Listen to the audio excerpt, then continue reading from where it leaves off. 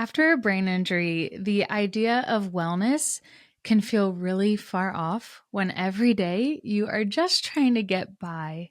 Today, we are going to talk about how to redefine wellness for yourself in your brain injury recovery and how to continually move forward with hope.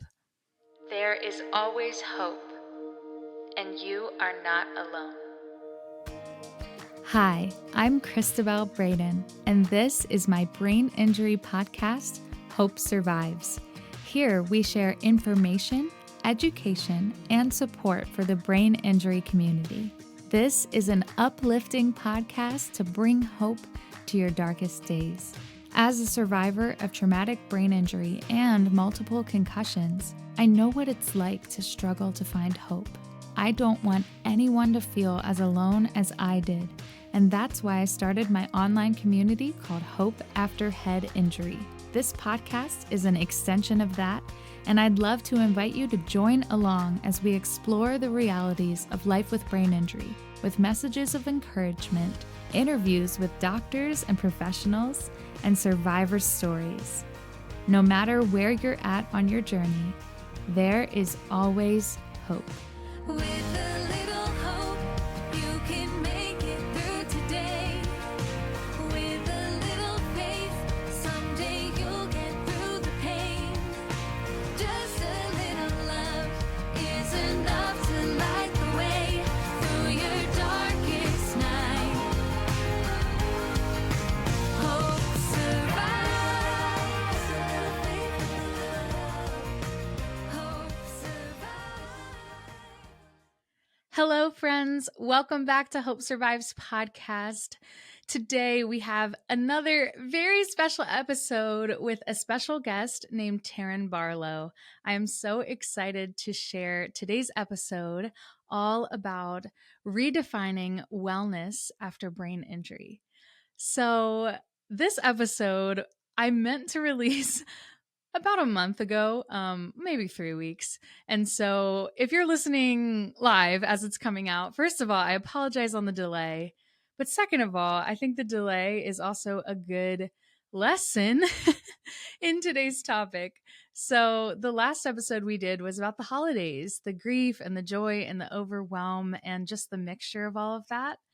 And I will let you guys know, I got pretty overwhelmed coming out of the holidays, and it took me a lot longer to come back from having no routine and just being kind of off everything. And I also got a really bad cold, and it all kind of just compiled on itself. And it took me a lot longer to recover from that. So, we have to give ourselves grace for that. And I'm learning to take my own advice. As I've shared in previous episodes, it's important that we balance the things we care about and the things we're passionate about, that we still make efforts to do them while also giving ourselves the grace with the things that we make sure that we have to do.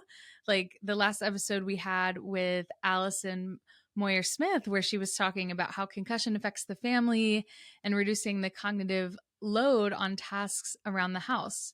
Because there are some things that are not optional: shower, laundry, dishes, but there are other ways to do them or maybe schedule them in ways that are maybe a little less overwhelming.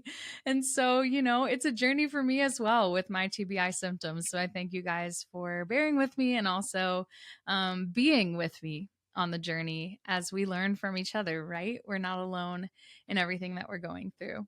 So this actually will mark the last episode of season 3.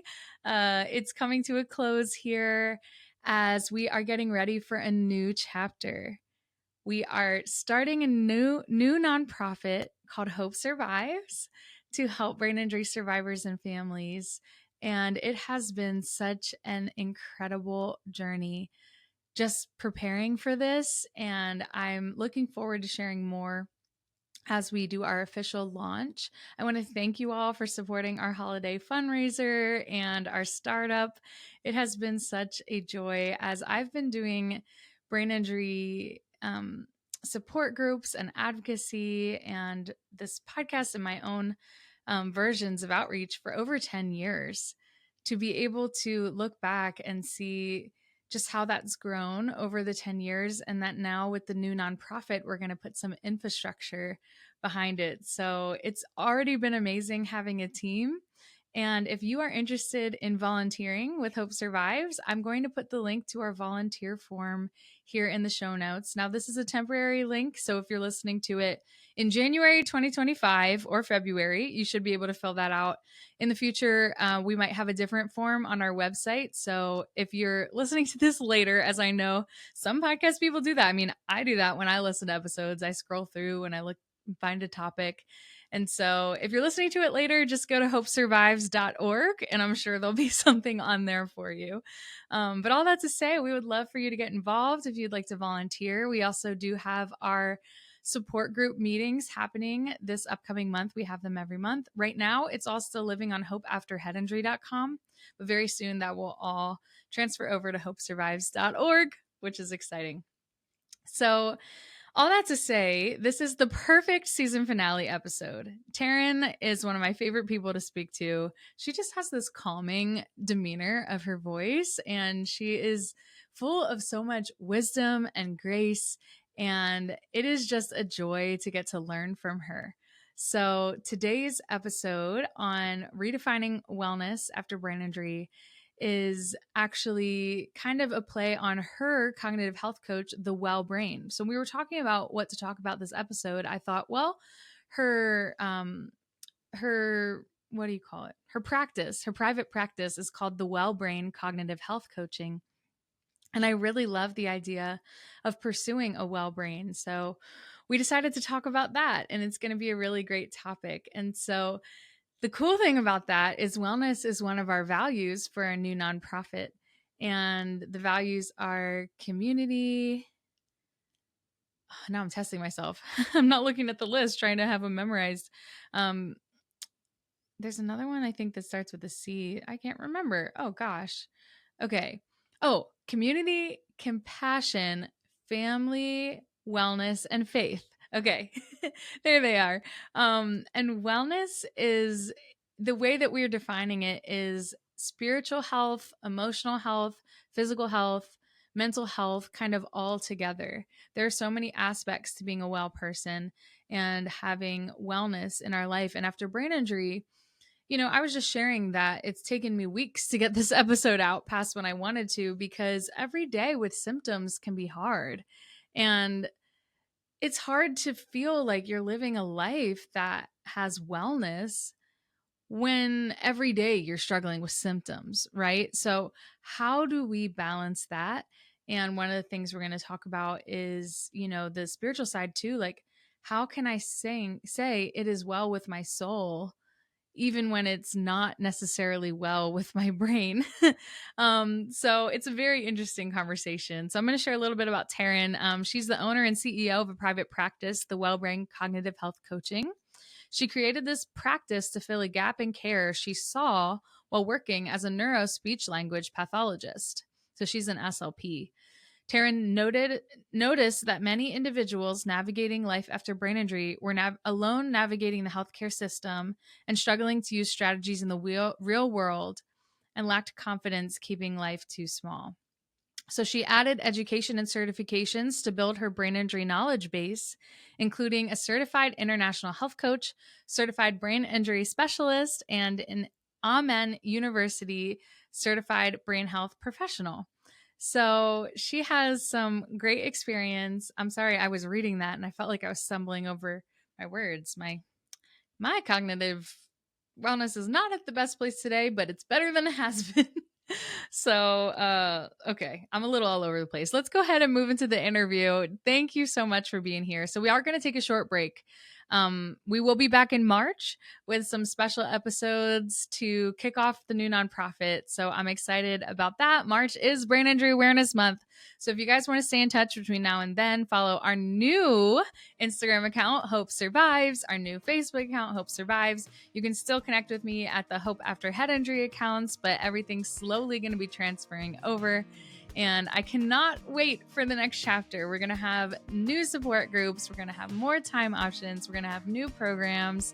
and just all around more opportunities to connect and to know that we're not alone. So thank you so much for listening. Thank you for being here. And let's talk about redefining wellness after brain injury.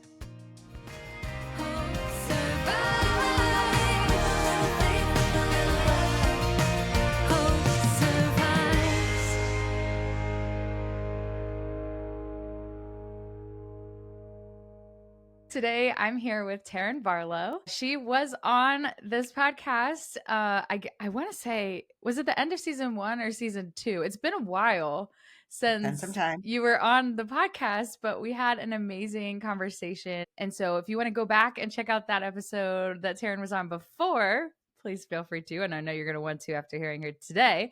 But today I asked Taryn to come back on to talk about wellness after brain injury, especially when our brains feel sick and we feel unwell all the time. How do we pursue wellness? How do we seek wellness? And what does that even mean for us? But before we get into that, Taryn, can you just share a little bit about yourself, about your history as a speech language pathologist, and what got you into working with brain injury? Absolutely. Thank you, Cristabelle. And I am delighted to be here. My name is Taryn Barlow, and I am a professional in the world of brain injury. I recognize very much so that I am blessed to not be navigating the experience of brain injury. I think that's important for people to know. I have sustained concussions like many people. I was in the world of not having persistent symptoms, and was able to recover from any concussive experiences that I had. But I will say I took care of the things and I did my very best and I used my knowledge and my experience. But we are all one injury away from joining a community we don't want to join. I am a speech language pathologist by profession, and I love working with adults. Like, that's just been where my heart has been so early on in my experience. I love that they bring life with them into the treatment, and it adds layers of depth into what they bring for memories and experiences and history. And um, it adds all this beauty and nuance and strategy built into life experience that, if we can harness, is just gifts. They're gifts.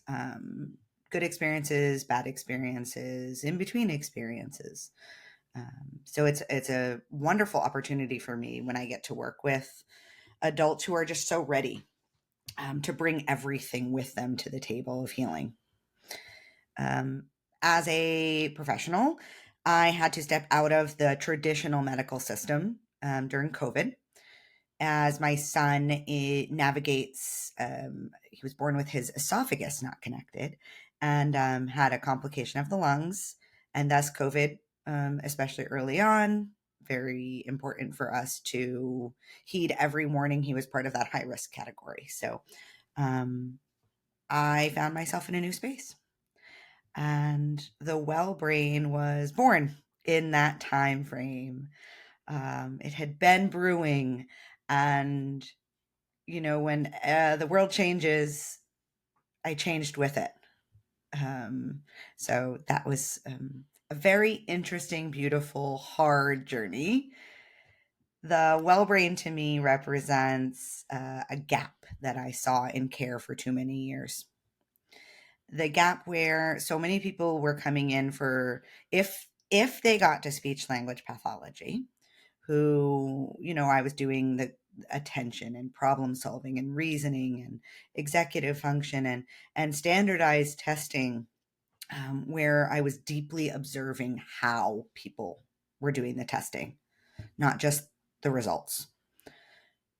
I would very clearly see that although somebody may do really well on a standardized test category, how they were strategizing, or their facial expressions, or their verbalizations, and I always did my best to write down what I was witnessing versus what the score was.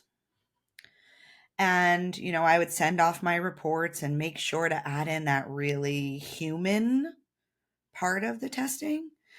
And insurance got to decide how long somebody got to spend with me.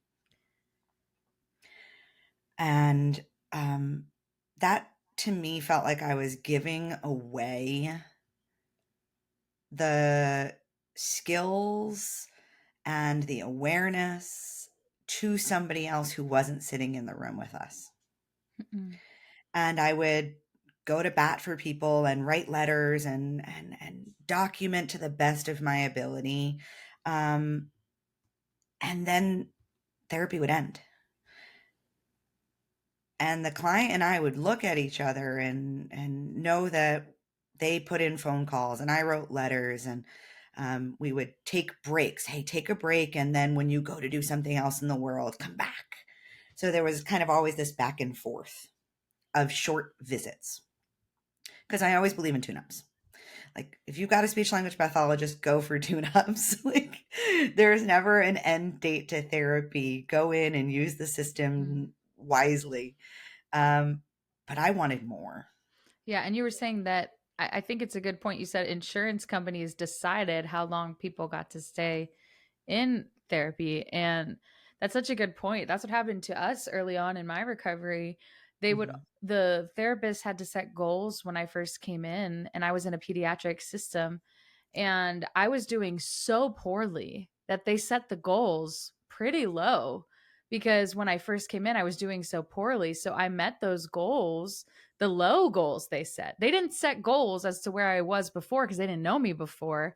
And Right. so they just saw a brain injured teenager functioning at a very, very low level. I couldn't even get myself dressed, things like that. And Yeah. so they set the goals pretty low. Like, let's say I was down to, like, I hate putting numbers on it, but like 30%.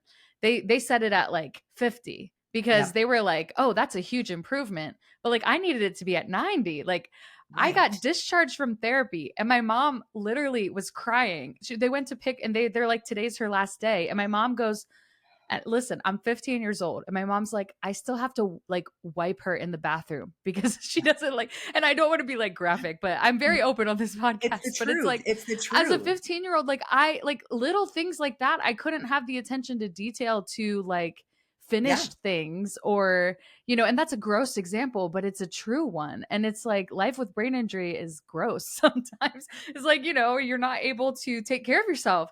And so they Yeah. discharged me from therapy. My mom was just so upset, and we had to find alternatives, but that just Yes. resonated with me. And I think a lot of people, like, they're always fighting that insurance battle, and it's so frustrating. So for you, it led you into a private practice. Correct. Correct. Okay. Yeah. So this idea that I could communicate with a client and we could set the parameters around what functionally was hard. Now, I have the language to ask the questions to say, well, give me examples about you're struggling with memory. What does that mean to you?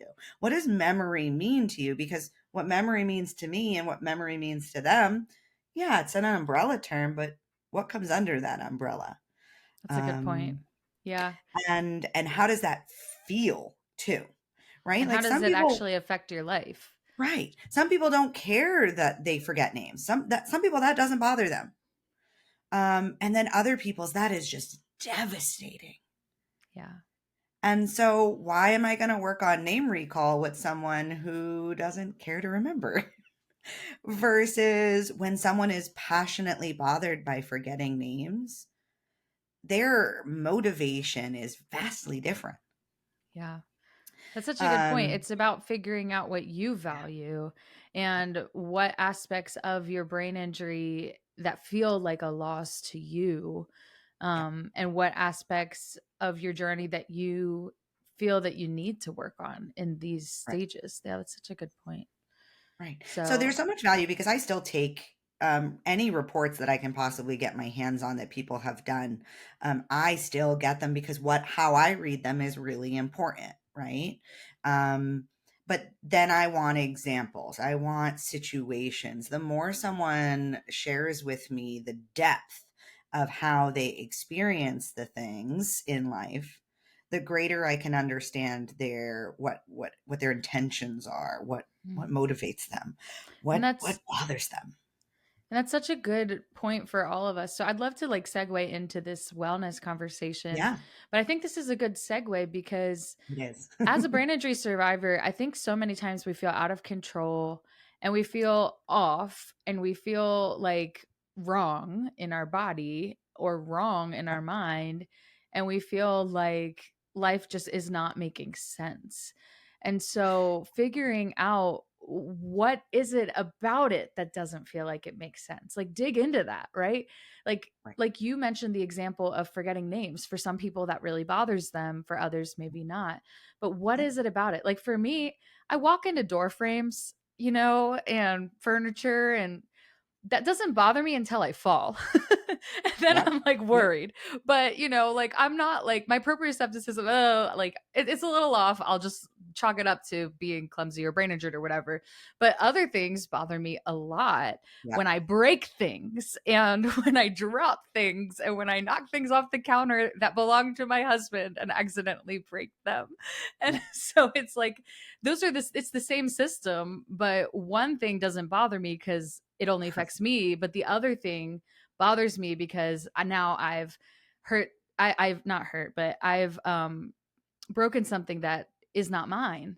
Right. And so it's like, you know, if it just affects me, I think I'm a little less, I don't know, I can just chalk it up to whatever. But so like going into this conversation on wellness, you know, Yep. figuring out what we value and why we feel the way we do. So let's just like the big questions is how, for somebody who's actively in recovery, Yep. who's maybe has chronic symptoms, who's gotten used to feeling unwell for a very long time, how Yep. do we pursue wellness while also acknowledging our deficits in a realistic way? Oh, what a big, beautiful, amazing question.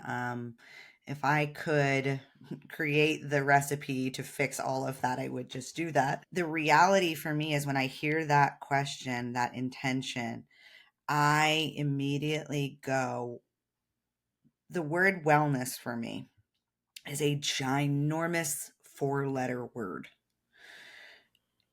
When someone looks at wellness, the world looks at wellness often with physicality because that's the stuff we can see. Um, a lot of wellness is actually what we can't see. And we struggle to kind of even put our finger how we define our own personal wellness and how that is going to change in a lifetime anyway.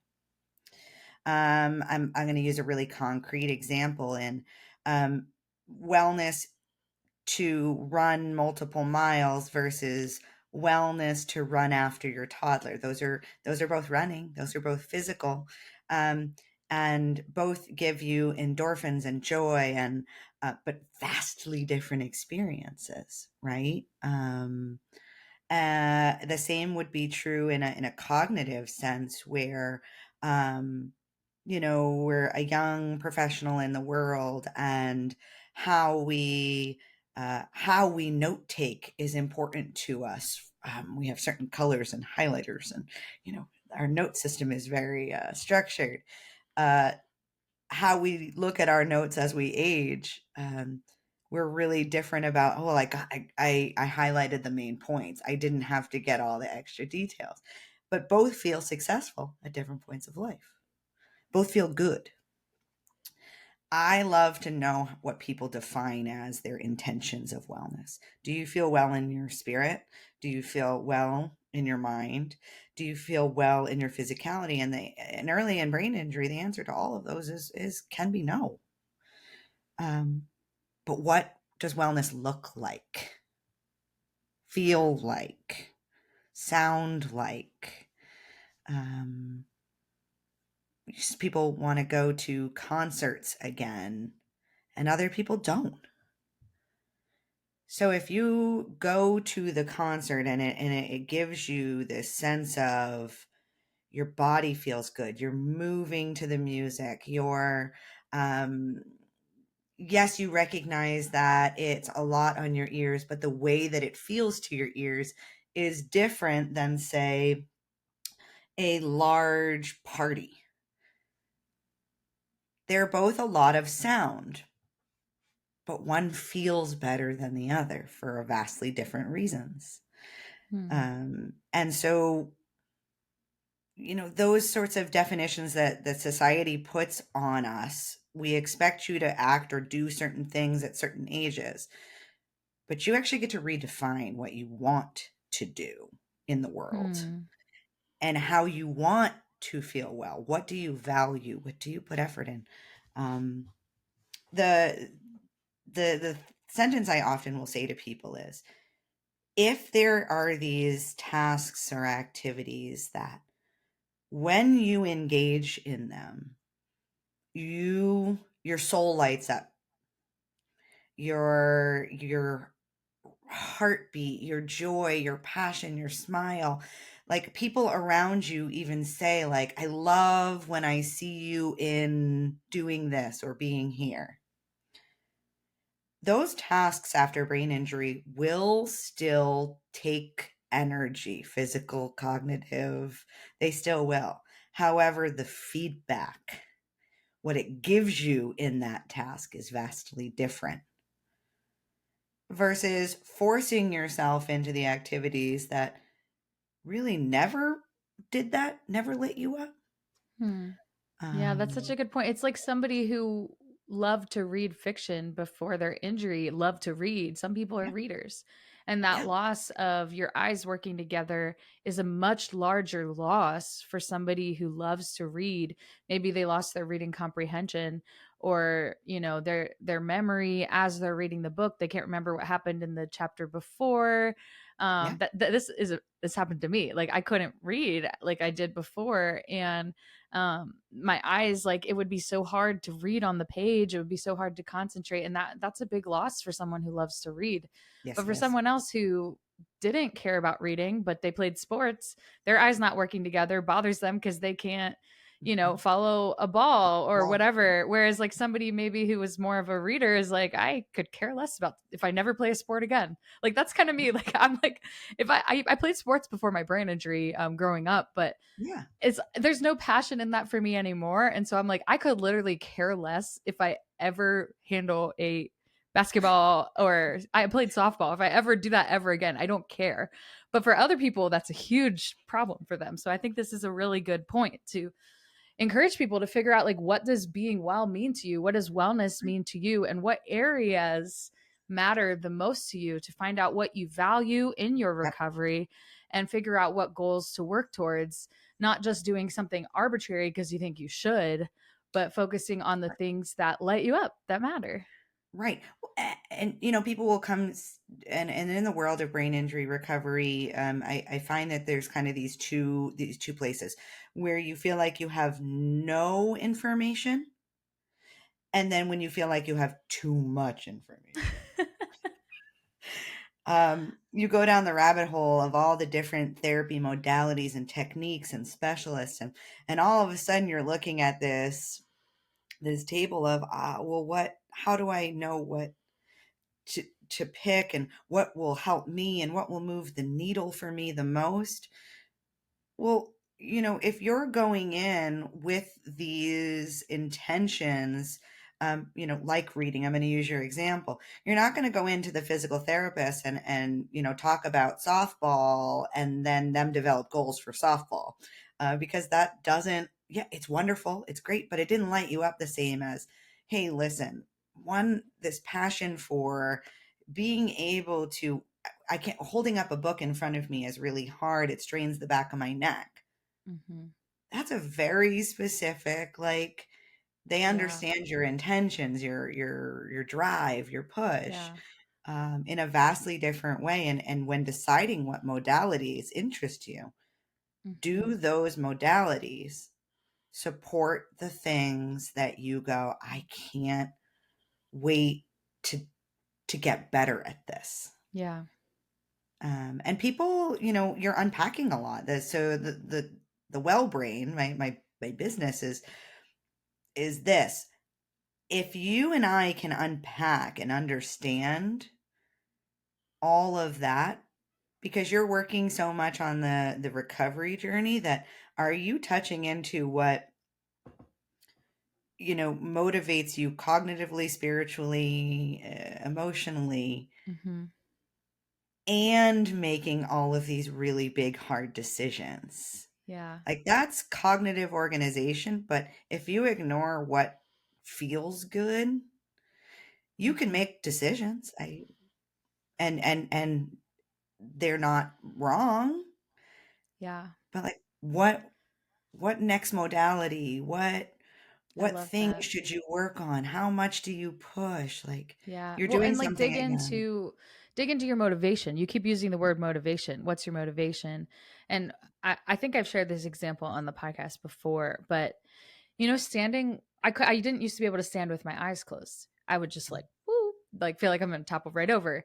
And, that was my vestibular system was reliant on, Dr. Schmo explained this to me, that my vestibular system was reliant on my eyes. So Yep. like, without my vision, like it was like compensating for my vestibular system not being good, and it was putting all the pressure on my eyes to keep me upright, and my Hmm. eyes weren't fully reliable either. But as soon as my eyes were gone, boop, I'm gone. And he put the goggles on me and he saw my eyes moving in the dark. And he's like, my eyes kept like drifting downward in the dark. Um, and that like the eye movements in the dark, it was showing that my vestibular system doesn't know how to regulate without my eyes. It's like Yep. searching, trying to figure out what to do. That's better now. But the way that impacted me was at church, I couldn't stand and pray with my eyes closed. Eyes closed. I And was just, yep, yep. that, and like for me, being able to pray and like focus on the Lord with my eyes closed, I mean, I had to become okay with for a long time praying with my eyes open.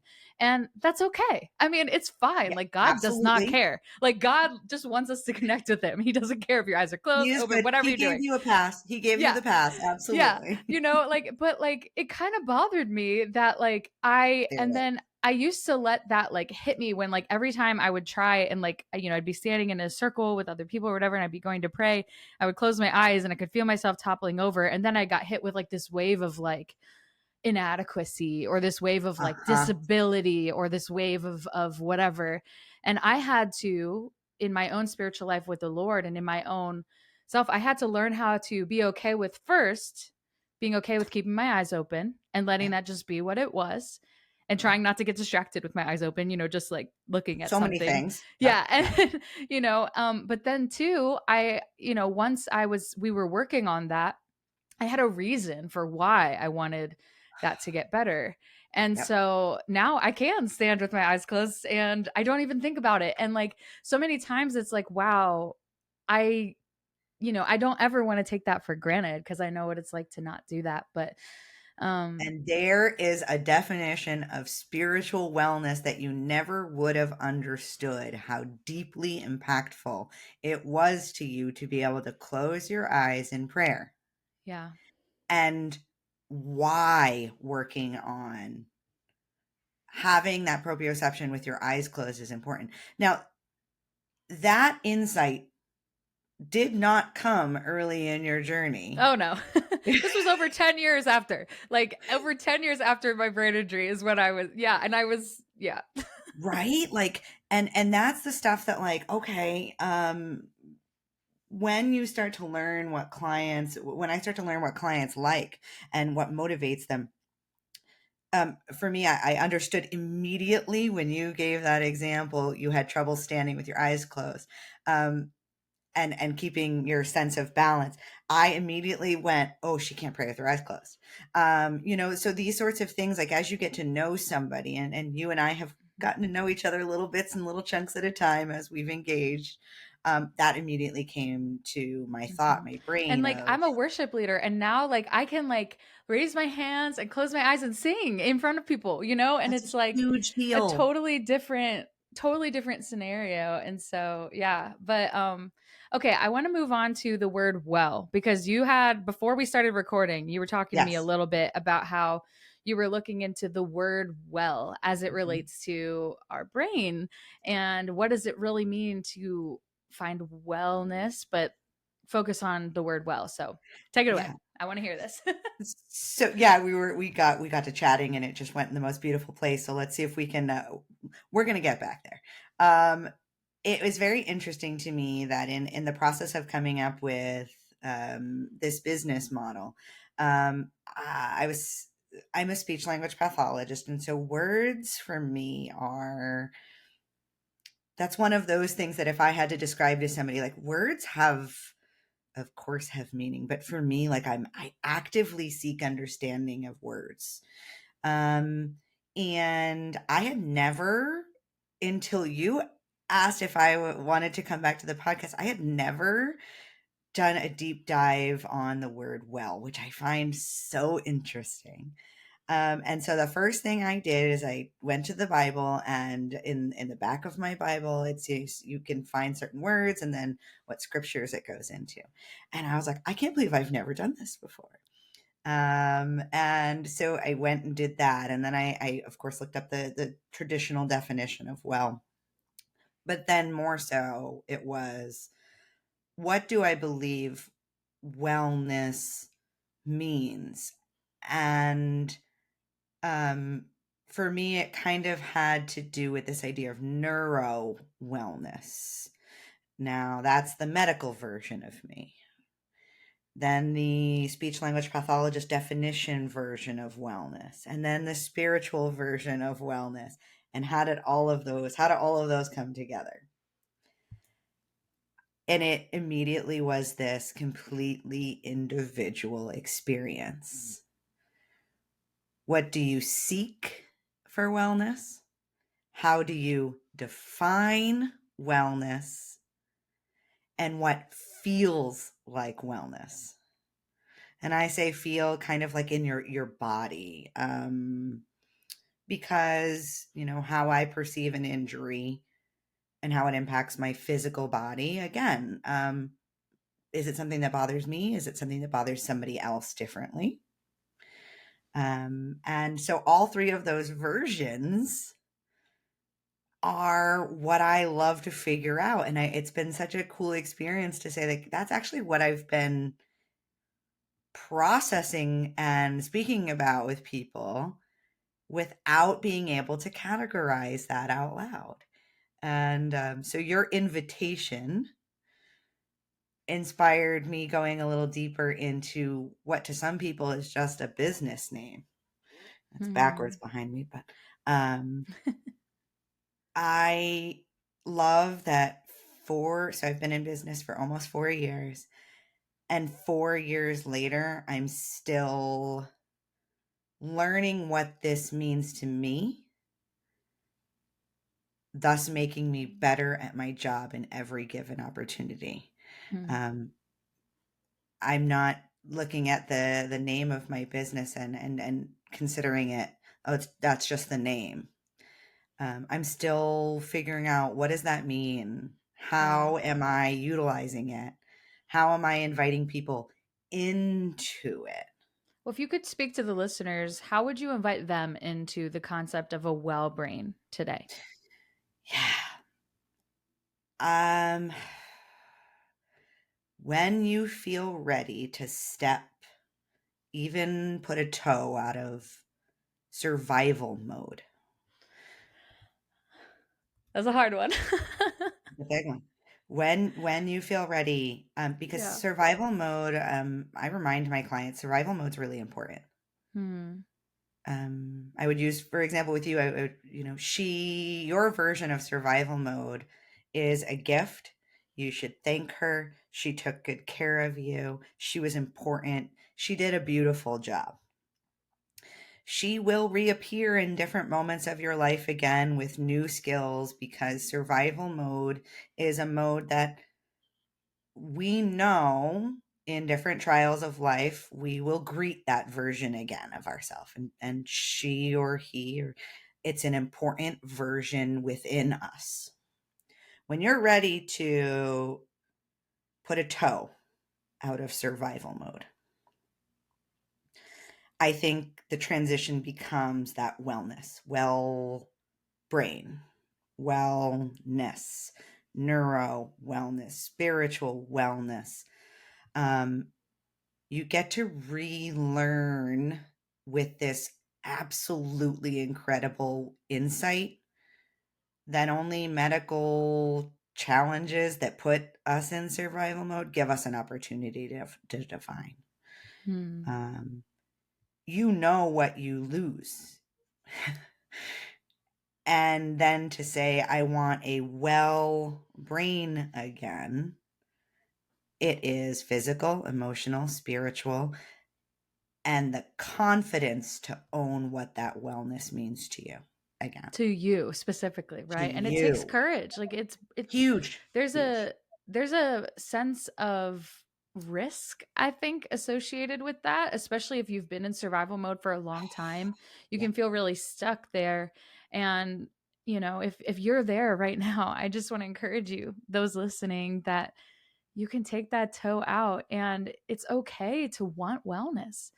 Like you can give yourself permission and grace to hope for more and to Goosebumps, find out what goosebumps, that means Cristabelle. for you. Well, and to find out what that means for you, like we've been talking Mhm. about, right?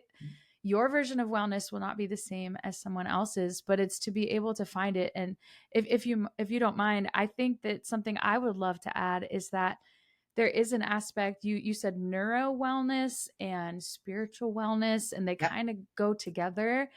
Figuring out what it means to be a whole person even in the yep, midst of the struggles. And there's a hymn called It Is Well, you know that hymn? yep.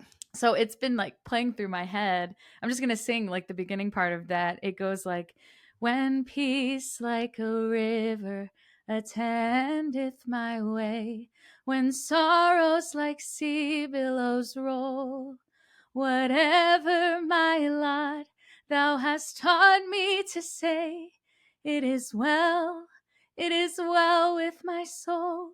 And it's like, I love that hymn because it's the man who wrote it, Oh, I think it's like Horatio something Stafford or something. I don't remember his name fully, but he just found out that his family was killed in a shipwreck, and that's the ooh, story behind it.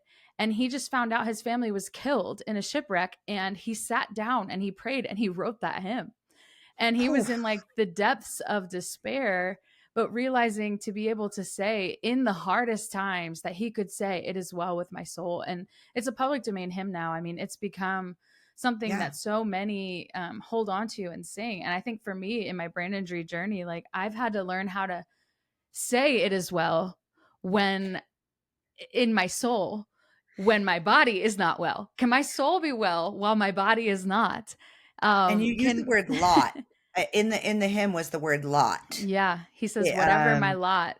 okay.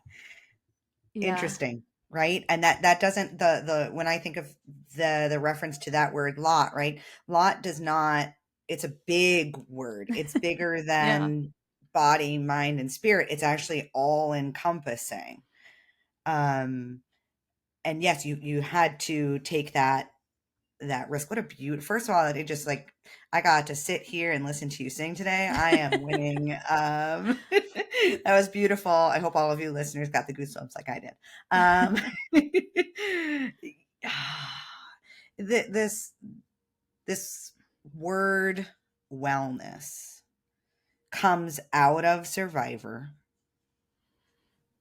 And I think that's the important identification. Like there's this, it's not a hard line. It's not a, both of these versions of who we are and what we're seeking they co-occur. They happen at the yeah. same time.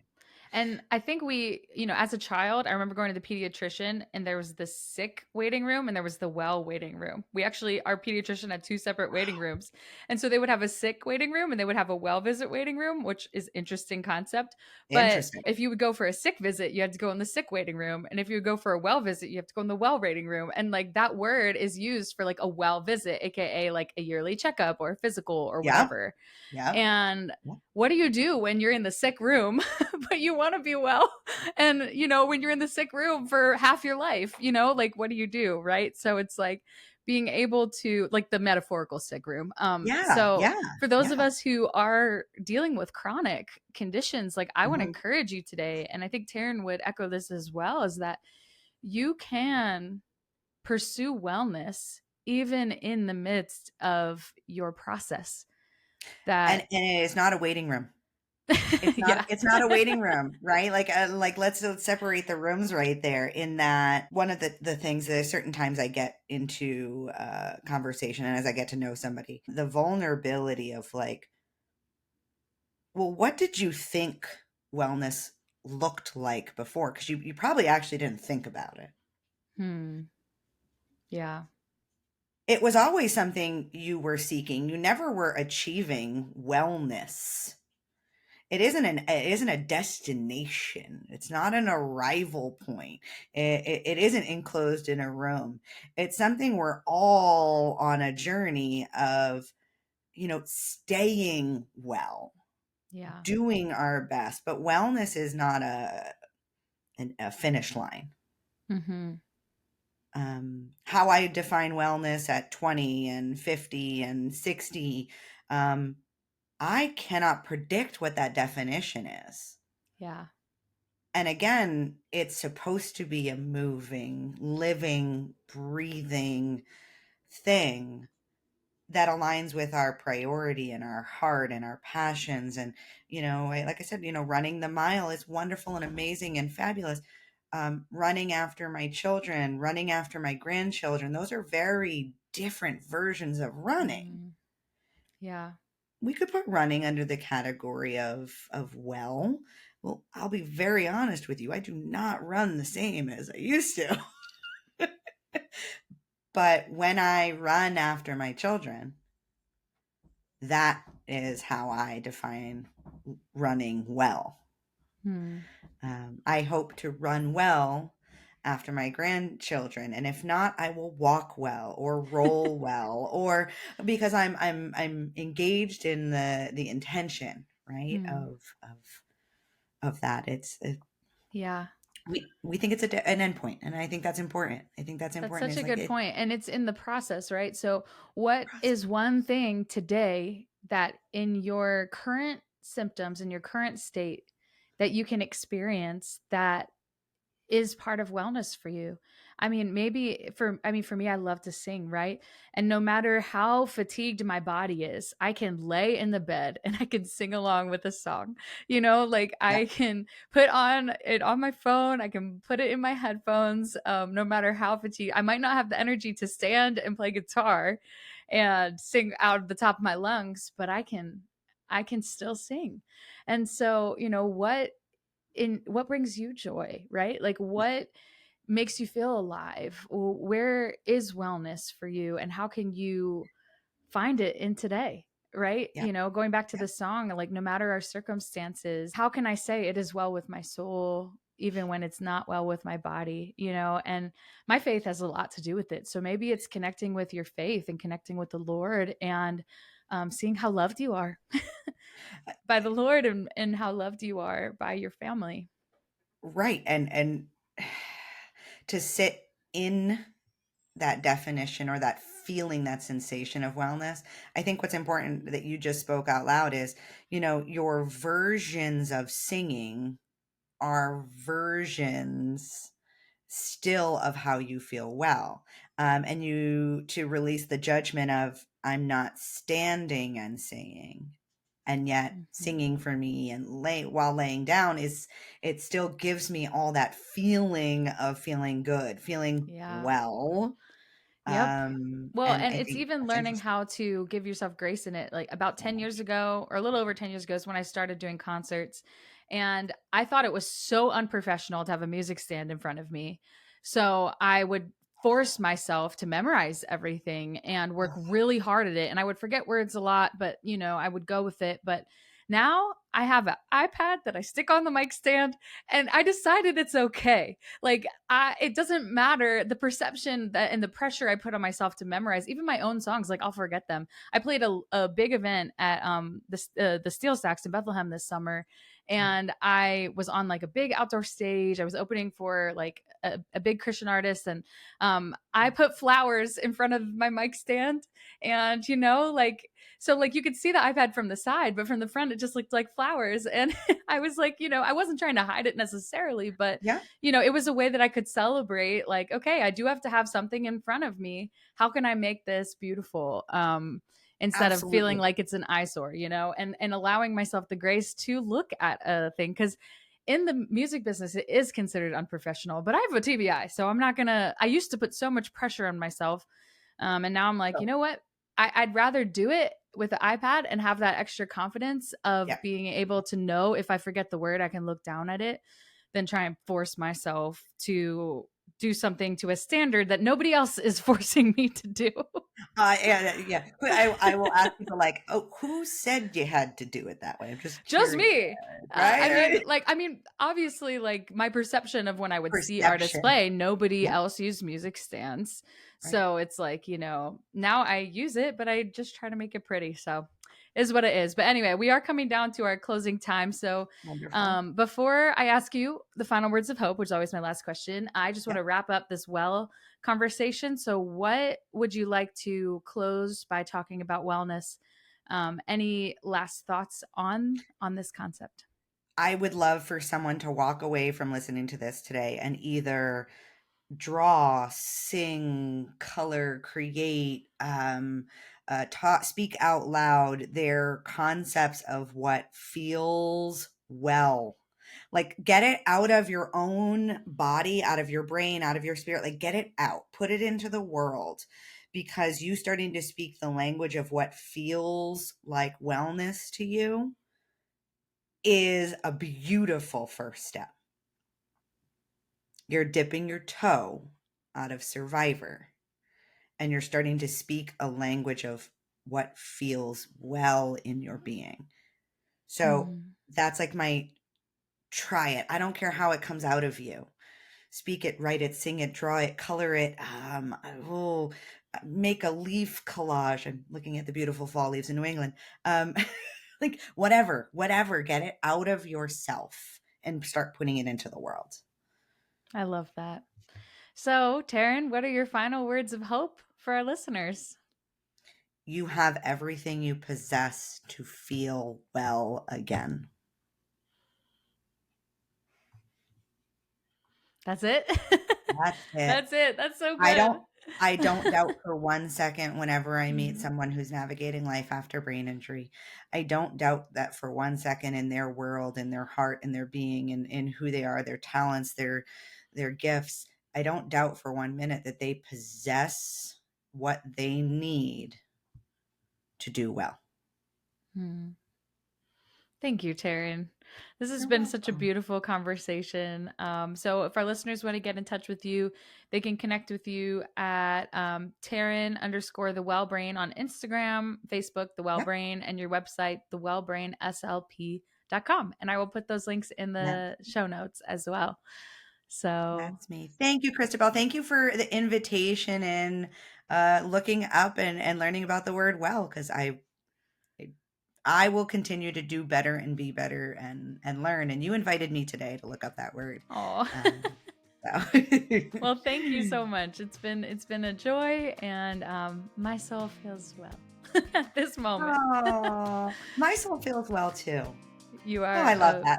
You are just a kind person. I love chatting with you. So thanks for coming back on the podcast, and I'm sure I'll ask you to come back again. Thanks, Cristabelle. Thanks, everyone listening. Thanks so much for tuning in to Hope Survives podcast. Make sure to subscribe and stay tuned, and would love for you to consider leaving us a rating or a review. Check out hopeafterheadinjury.com for more. I'll see you next time, and remember, there's always hope.